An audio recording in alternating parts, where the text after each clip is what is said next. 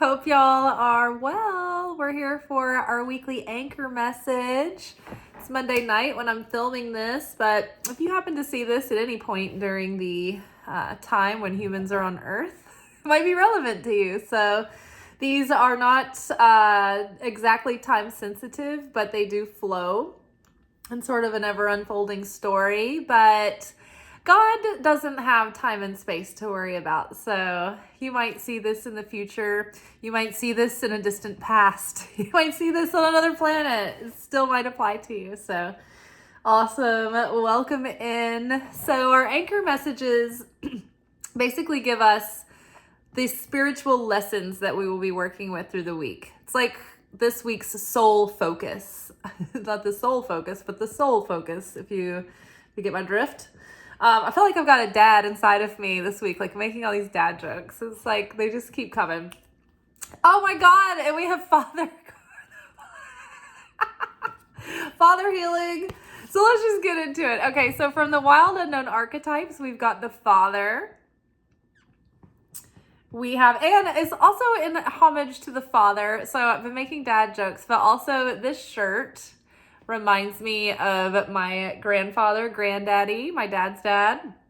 He wore either a flannel or a coverall, like a jumpsuit, like a Dickie jumpsuit, all year long. Doesn't matter how hot, how cold. That's like summer, middle of the summer flannel.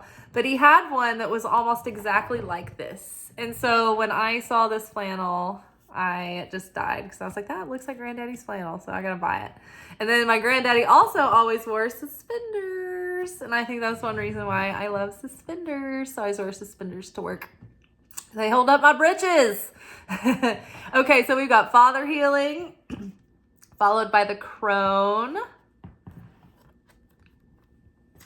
followed by the dead end.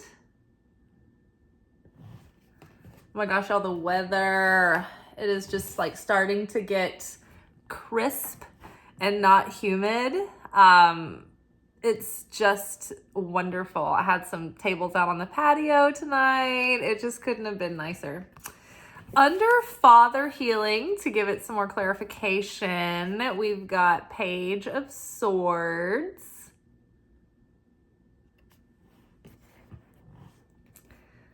Clarifying the crone, we've got the Wheel of Fortune. And underneath dead end, we've got Two of Cups. Not exactly a combination that we love to see, but I think that it's all going to end well. All's well that ends well.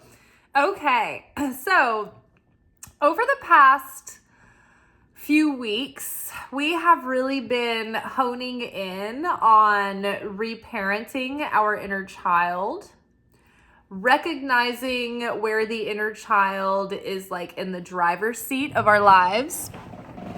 And we can see what happens when that plays out, right? Look at families where the child is in charge, right? Like imagine two parents and one small child.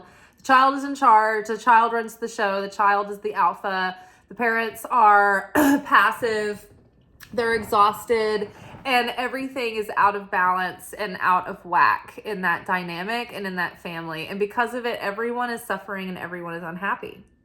Well, this is exactly what happens when we ourselves are being basically driven by our inner child and we don't even realize it.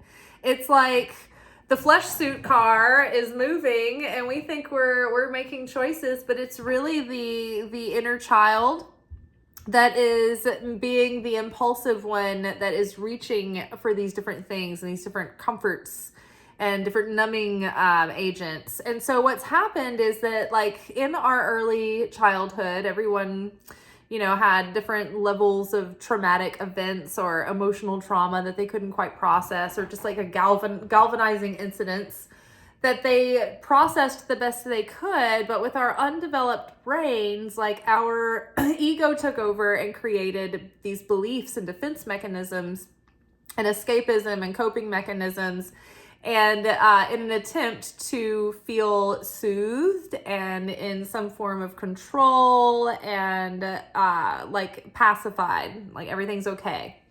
So we learn to self-soothe as children, and we reach after usually experiences and substances and things that bring us comfort and pleasure, or distraction, sometimes destruction, right? So we've been working on identifying where the inner child put these operating systems within us, and we're recognizing when those are coming out. Simultaneously, we've been reparenting that inner child, asking, okay, what does my inner child really need? We need structure. We need some adulting. We need things getting done. We need time to be the child and to be able to play free without worrying about all of the adult issues. So let's put child in child's place to be free and creative and play. And let's have the archetypal mother-father within give structure to that child. So that means what it looks like for us is we've been cleaning up our routines in our daily lives. We've been setting ourselves up for success so that we don't self-sabotage. So we've been, restructuring our lives so that we're better able to like achieve the things that we want to achieve and pursue our desires and achieve our purpose and elevate and grow. And so we've been changing like bad habits. We've been recognizing limiting beliefs and sabotaging self-defeating mindsets. We've even been trying to see where our nervous system gets dysregulated and trying to recognize when, as adults, we have like this lingering post-traumatic stress syndrome that we sustained as a child. And so as adults, those that childhood post-traumatic stress syndrome manifests in these low-level trauma responses that we don't like readily identify as being trauma responses. So like fight, flight, freeze, fawn, limerence, ruminating. These might be things like habits or patterns that your nervous system kind of throws you into if your nervous system starts getting dysregulated as an adult. So if we can go back and start dismantling these mechanisms, and we can use our neuroplasticity to implant new beliefs and train ourselves to learn new habits and new patterns and new beliefs and new perspectives, then we can shift out of those bad self-sabotaging habits and perceptions and ways of being and start transforming into like a new version of self, a higher version of self, a more awakened version, more healed version. And so in addition to healing the inner child and doing that inner work on the inner child, we've also been looking at our archetypal mother wound and our archetypal father wound. And simultaneously, if it's possible in your life, to work on the actual relationship that you have with your actual mother and father, if it's possible. So working with the archetypal wound is like understanding that there is this expectation of a caricature of a mother and father that we should have and everyone should have, and this would be ideal and this would have produced a healthy person, but none of us get that. Those are our lofty ideas, and that's putting mother and father on a pedestal. And in the holy realms, that supernal mother and father exists to some degree, but that's when we connect through source for that support, not our earthly mother and father. So we have to learn to reconcile the difference between the two.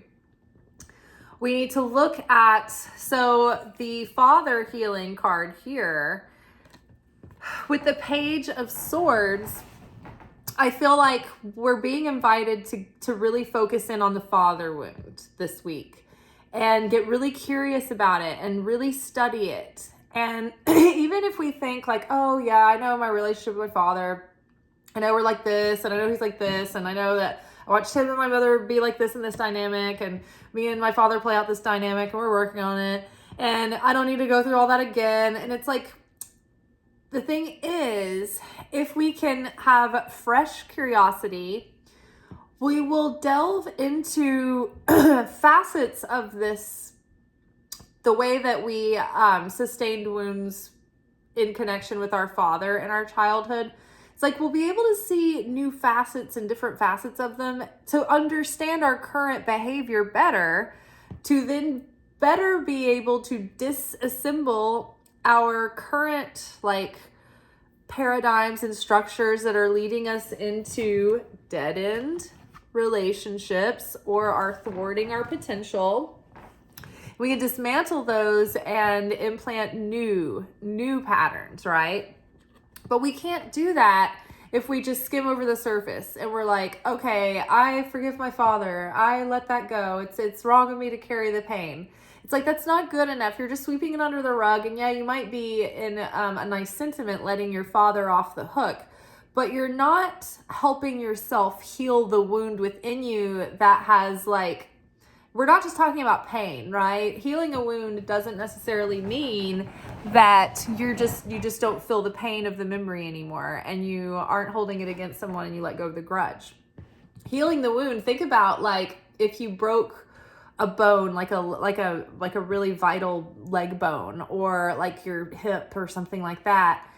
Part of healing that wound would then be going to physical therapy to help the tendons and to retrain the muscles, and there's like all kinds of work that you need to do to prepare that wounded limb to be able to work properly, right? Maybe even better than before.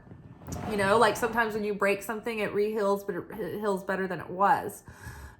Same with us. When we're broken, when we can heal thoroughly, we can be healed as a stronger, deeper, with more character than before. So it really takes, like, you know, when you like look at you're like gazing at a crystal and you're looking in at all the inclusions and all of the little rainbows and all the multifacets inside of it. And it takes a while to study it, but then when you start looking at it, you start seeing all of these worlds start opening up. Like same with a diamond, right? When you're looking at a diamond, it's like you want to look at it from all these different angles because it's so multifaceted. When you're sitting, if you walk past a piece of art, you might think, oh, that's neat. Oh, that's pretty. I love that. It's beautiful. But it's when you really have time to sit with that piece, like say at a museum, and you look at this painting or whatever it is, and you see the symbolism start sinking in over time. And you start to pick up and appreciate the subtle nuances and little particular details that were chosen and taken care of throughout the piece. And then you start noticing like maybe the brush strokes or the style or the technique. And it's like the painting becomes so much more the more that you sit with it, the more that you have patience to really study it and really look at it. And then you appreciate it so much more. And then you're like, oh my God, this painting is so beautiful. And it's spoken to you so much. And it's like, the painting itself is almost starting to minister to you because it gives you all of these insights and this poetry about life, right? Same with when we go into these mother and father wounds. So the father wounds can leave us. So the mother wounds affect our internal nature and our self-worth and how we feel about ourselves. But I feel like the father wound, because the mother is the feminine, so it's internal. It's all about our feelings and our emotions. And the father is the masculine. It's the way that we share. It's the way that we express in the world, express ourselves, express our purpose, express our feelings, express our passion. It's the way we are active in the outside. So if we have unresolved father wounds, then it affects the way that we can show up effectively in life and kind of what we command for ourselves and what we pursue for ourselves. It can have us chasing after things that don't provide true value. It can have us have like shiny object syndrome, where we can't have perseverance or commitment. We're like non-committal, or we have commitment issues. It can make us feel like we second guess ourselves, like we're not sure of ourselves. And so it may cause us to hold ourselves back in life, where we could have tried to go after jobs that we might have felt like we weren't capable of doing. Like it gives us like imposter syndrome, to the point where we hold ourselves back and we keep ourselves small, and we don't take those risks because we're afraid we're going to get in trouble. What if we fail? What if, we don't have that support to be bold, right? Like, think about it. Think of it in your mind. If you had a dad who was like not getting in your way, he wasn't like paying the way for you and like propping you up and doing all that. But if you were like, I want to be self-made, but I just want to feel like if I get in over my head, like my dad's there, he's got me, he's got the resources to take care of it, he'll back me up. That gives you so much more guts and grit to go take the leap and try something and not be afraid of failing. Because what's the worst that can happen? Like, I guess I could, eat crow and like dad could, help me out or whatever. Right? Like, that's having like a great relationship with your dad, and it gives you so much more boldness and courage. And the odds are you'll never have to go back and ask for that help, or you might, but you may not, because you might have so much confidence that you pull it off, right? So going back and looking, okay, so what did your relationship with your father, how did that leave you with triggers and wounds? Because we're not sitting here blaming dad, because each person on earth, each soul that came here, part of the assignments that we're given, each one of us, is, okay, you're going to have these problems with your mom, you're going to have these problems with your dad, and they're going to have these problems with you. And these are some of the things you're going to use this is the medium through which you will transmute fear into love or into certainty. This is how you will transmute your pride into humility, and your prejudice into love and into unity. So it's like every person, when they're on the way to earth, it's like, okay, they get this packet. Okay, these are your assignments, and we've thrown in some guilt for you to let go of. We trust you with that. Here's some anger. We know that you're going to be able to forgive and process. We totally have confidence and trust in you. Here's some shame. You'll know what to do with this when the moment comes. And it's just like we're given these things, these feelings, this darkness, so that we can tip the scales of destiny in reality, right? The cosmic scales of light versus dark. We want to transmute the dark by turning it into love, by making a difference that's going to last for eternity, right? Love is eternal. And when we have taken darkness and transmuted that into love, when we took darkness that was going to be malice and anger and grudge and division, and we can take that, we're like, you know what? No, I'm going to dissolve you. I'm going to dissolve you, and I'm going to create unity and friendship and compassion and trust and love and generosity and joy with it instead. So we can obliterate this, but it's going to change, and it's going to be the fuel to make this love, all of this sweetness even sweeter. We're turning bitterness to sweetness, and we're turning lightness into dark. And so we're entrusted with these wounds that we have with our parents.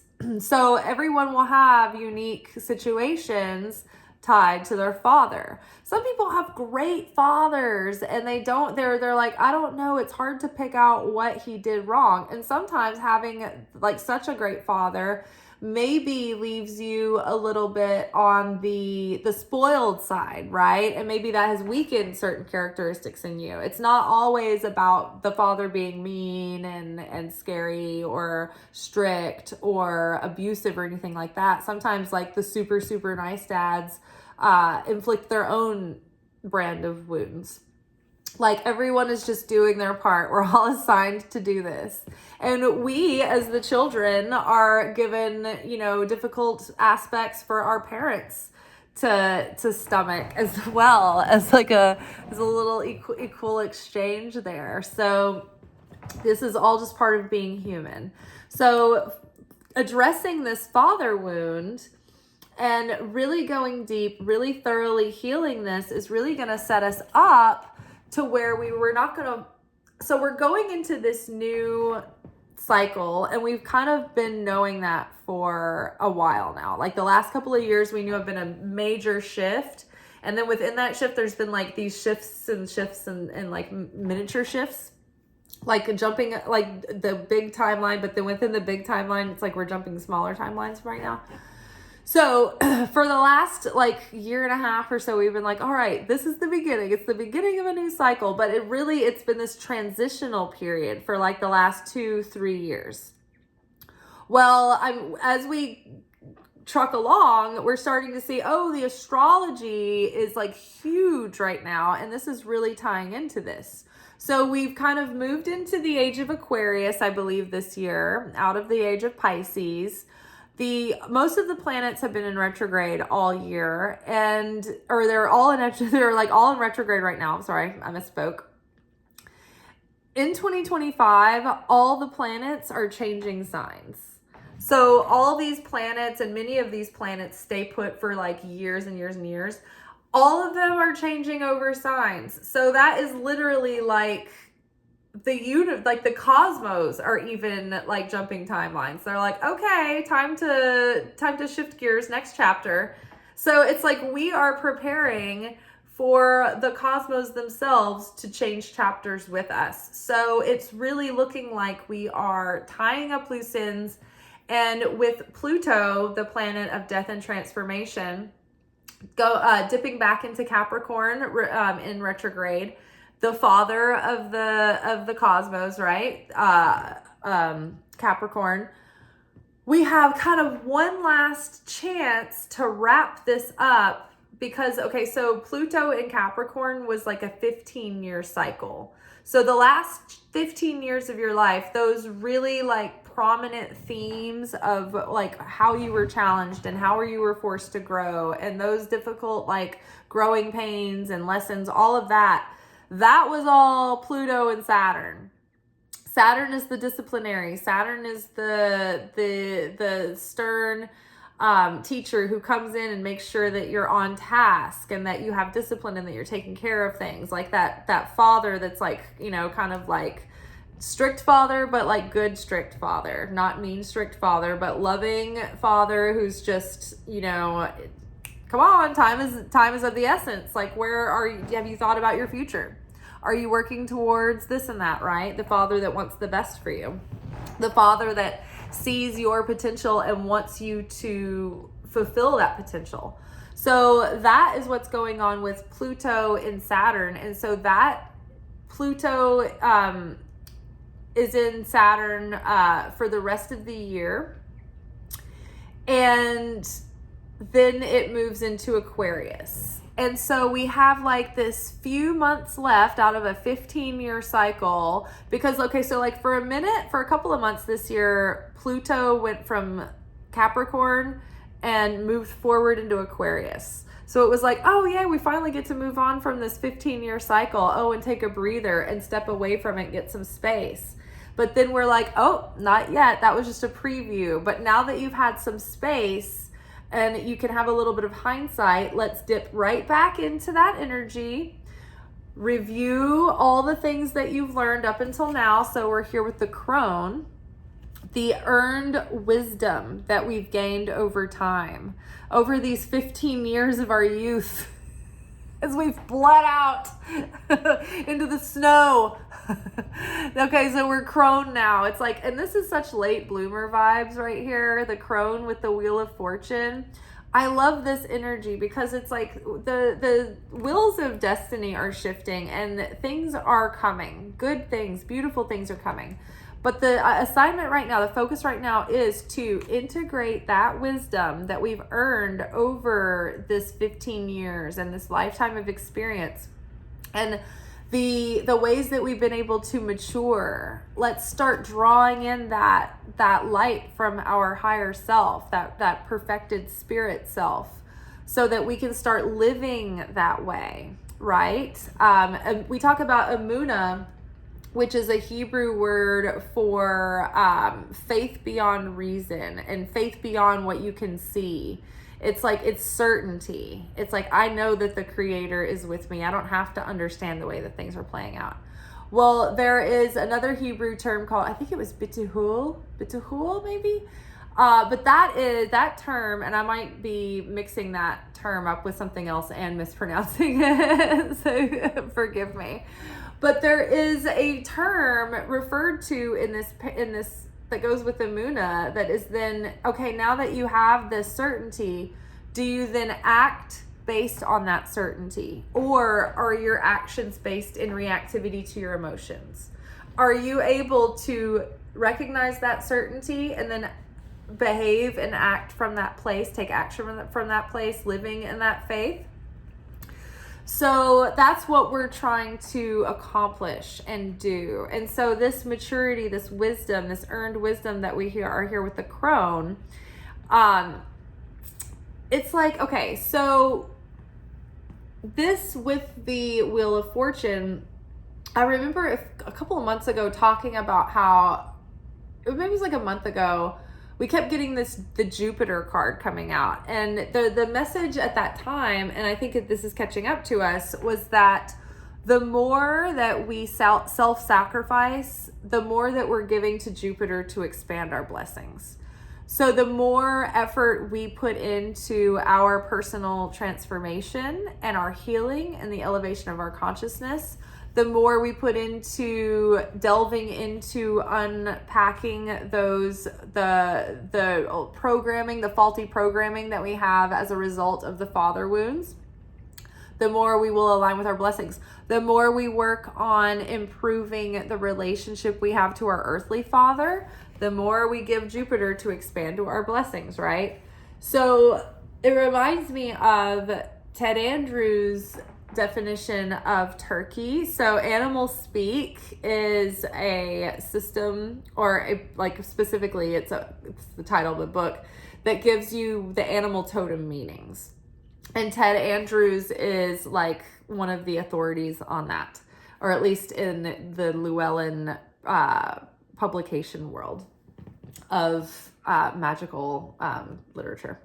So Ted Andrews' description of turkey is that it's like gratitude and blessings, but like your blessings will be proportionate to the amount of effort that you put in, right? Because think about like if you were fattening up a turkey to prepare it for Thanksgiving, you want to feed that turkey, you want to take care of that turkey, right? So the more you give the turkey, the more you will have come harvest time, right?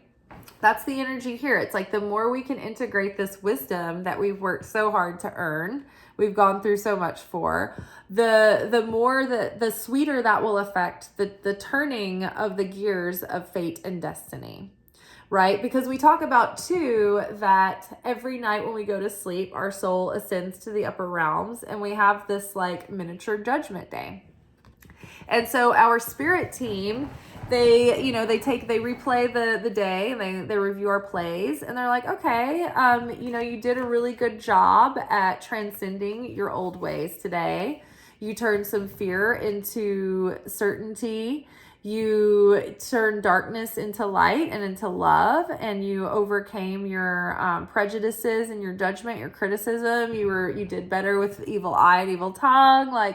So because of your effort to self-sacrifice and to change, tomorrow's script is going to be a little bit better than it was yesterday. Because we don't need to go through the process of cleansing and purification in order to arrive at this consciousness. We made that happen within today. So in that proportion, tomorrow we'll have less chaos, less judgment, less negativity to work through and to live through. I'm sitting on my leg and it's like asleep. So the more that we give of ourselves and change for the better, then that actually shifts us into this higher destiny.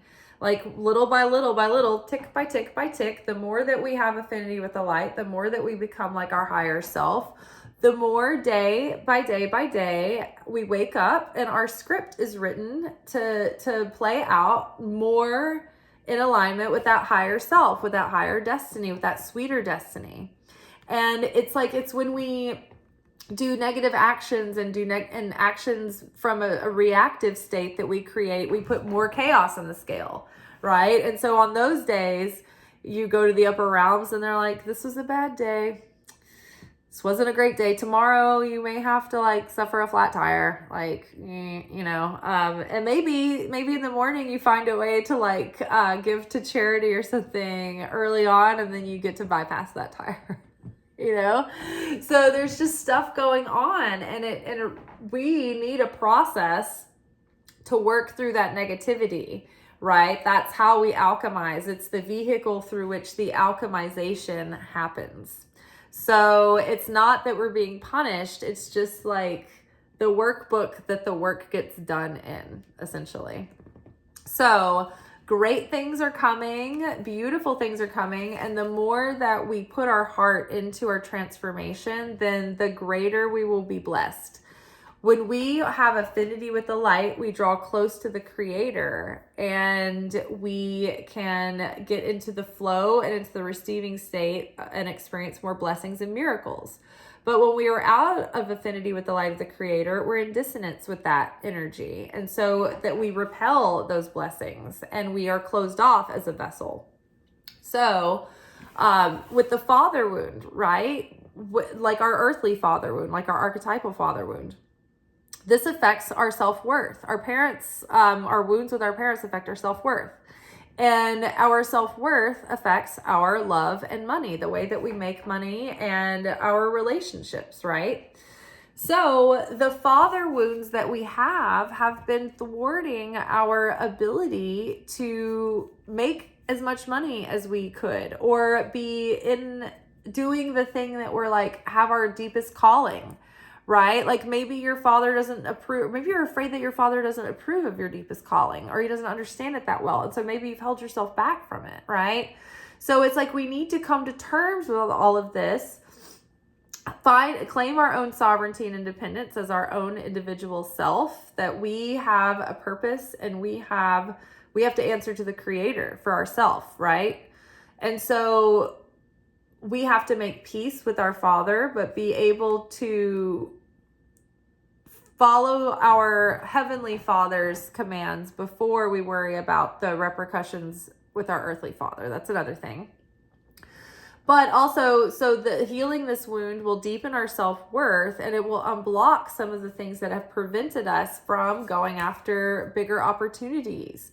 Or, you know, if we get into those states of freeze where we can't be as productive as we want to, or we just get like, we start to drift off and we get limerent, we ruminate. And especially limerence, because if we didn't have a close relationship with our father and our trauma response gets triggered, and self-soothing plus wanting to connect with a masculine energy, or with like that loving energy that you're missing from one of the parents, it's like your brain kind of goes straight to ruminating over a person, you know, like as like a default setting. So like thinking about all of these things in that kind of depth and those kind of connections helps you get really rooted into, oh, so much more self-awareness. Oh, okay. So when you catch yourself being limerent, you're like, this is not because of this individual. This is because of my father wound. And it helps you snap out of it's like it breaks the spell. You wake up from the trip and you're like, oh, I'm sober now. I know what's happening. I've gotten my bearings. I remember where I am. So this is another reason why we want to go as deep as we can into healing these wounds, because it helps us unravel all the other things that are interconnected. So this is going to help us expand more into that potential, right? We will be able to have more commitment and more discipline and more consistency, right? Because we are reparenting ourselves as that father. We are forgiving our father. We are feeling more self-worth when we follow up and keep promises to ourselves. And that will have a positive effect on both love and money. And so landing us at the dead end here, maybe in life we've just continually run into all these dead ends. Dead end relationships, dead end jobs, dead end, attempts at trying to make things happen, and they've just fallen through. And again, this is like that invisible, seemingly magical curse block that has just been like a shadow over us, keeping us entangled. Like, look at this hand. It just looks like it wants to get out of this chaos. Like, please, no more. Get me out of here. Like reaching for something, but also like, no, please don't. Like, it's like this dead end. Like, we've come to a place where we can't go any further with all of this father issues inside of us in a macro level. And then a micro level, it's just like all our life has just been like one freaking dead end or like block, difficulty, challenge. It's like nothing has been smooth, nothing has been harmonious. And like maybe we have also had a an experience of not having like as deep and fulfilling of relationships as we have wanted, with family, with parents, with friends, with lovers. Maybe you haven't met your soulmate yet, and it's like it's tied into all this work. And so I feel that we're really going to be hitting an important and pivotal juncture with that father healing, with those father wounds this week, in seeing our patterns and what has held us back from having truly fulfilling relationships that go somewhere, that have potential for long-term sustainability and value, and not just short-term surface level and even long-term surface level relationships. Those can be their own kind of like misery as well. When you want something more fulfilling and deeper, and it just kind of like stays at the surface and it just never, materializes or grows any depth. So we are healing this so that we can have the positive of Two of Cups, is that meet people who are equally yoked and kindred spirits, and who have like mutual respect and esteem for us as well, right? This is requited. This is mutual esteem and friendship and respect. But also it can be, true love too. True love between two ready individuals. All right, you guys, I think that is enough for tonight. I will see you all tomorrow for our manifestation oracle reading. All right, until then, ciao.